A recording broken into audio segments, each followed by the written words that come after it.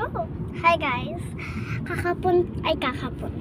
Ay, tama, di ba? Kakapunta. Tama.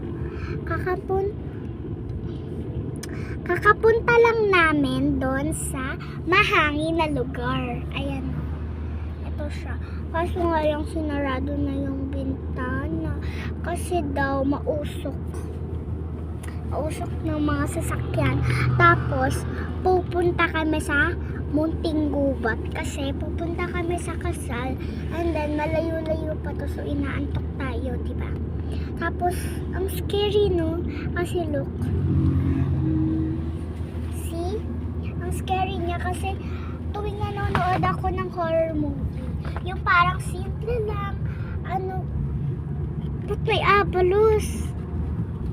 Si Abalos yan, gawa, hindi salita. Okay lang yun. Basta, ang importante, nakakatakot ay sino naman yung hindi matatakot dyan tuwing nanonood, diba? Tuwing nanonood tayo ng scary movies, parang dun ginaganap sa gubat. Hindi, dudumi ka pa. Hala, ayan na, bubuksan na yung bintana. Mamaya na natin ituloy yun kasi bubuksan na yung ilaw. Basta bintana. O tayo sa akin. Ay, see? Yay. Yay.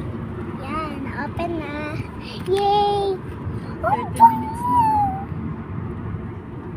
Ganito pala yung itsura ko kapag kumahangin. Basta, pakita na lang natin yung mahangin na lugar.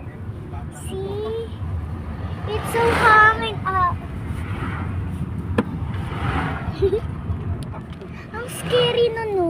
Kasi parang yung mangkukulam andyan, tapos sasaksakin ka. Tapos yung parang Serbian dancing lady yung pinapanood ng kapatid ko.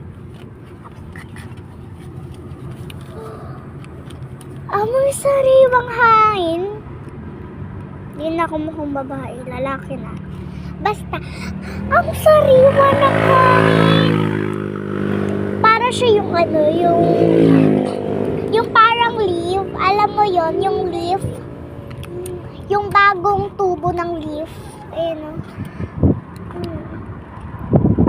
See? Ang bango. Hala, may mga tao. Ano kayang ginagawa nila, no? Ayan. See? You can see it ba? Okay, mamaya na lang kapag andun sa kasal. Pero ang sariwa ng hangin. Alam nyo kasi guys, pumunta kasi ako dun sa Ate Ayesha ko. Ano ba yan? Kasi diba nakita nyo nung birthday ko, andun siya yung katabi ko. Hindi yung maliit. Yung malaki yan, yung andito, hindi yung dito Kasi diba nasa gitna ako, tapos dito, yan, ayun si Ate Ayesha. Kasi siya, 8 na siya, ako 7 pa lang. Right? Kasi tinitingnan ko itsura ko dyan.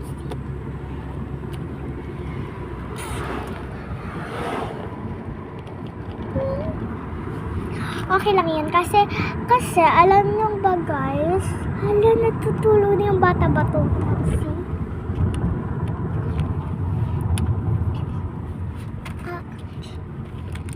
Ayun na nga.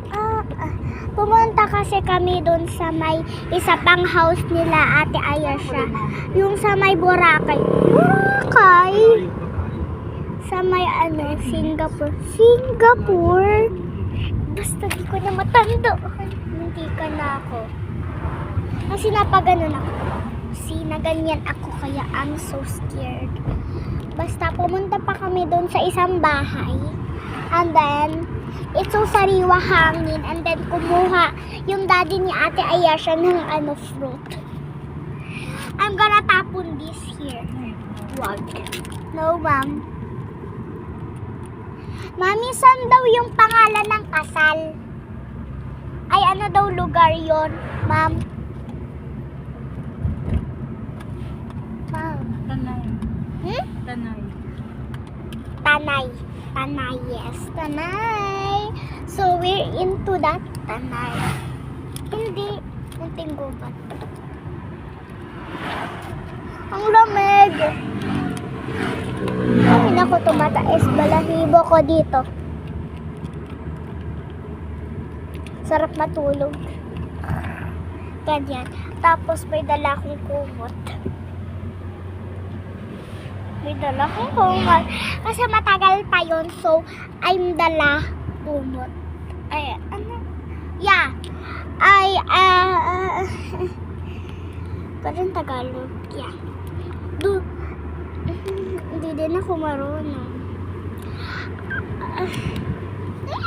Wag na lang. Basta, I bring some kumot because I thought it was so layo. Layo. It's so far. It's so far. Yeah, it's so far. So, I thought I'm gonna sleep, but no, because I have video right here. Nagtitinda rito sa gilid, nakita mo? Where? Ito sa kanya, Ay, tinda ng mga langis. langis. Magkasulila rin sa gilid. Walang nakakatawa dun. Oh! 26 minutes. Ang lamig. Let's kuha may kumot.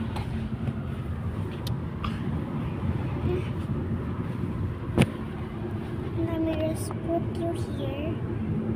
Let's pause nga muna.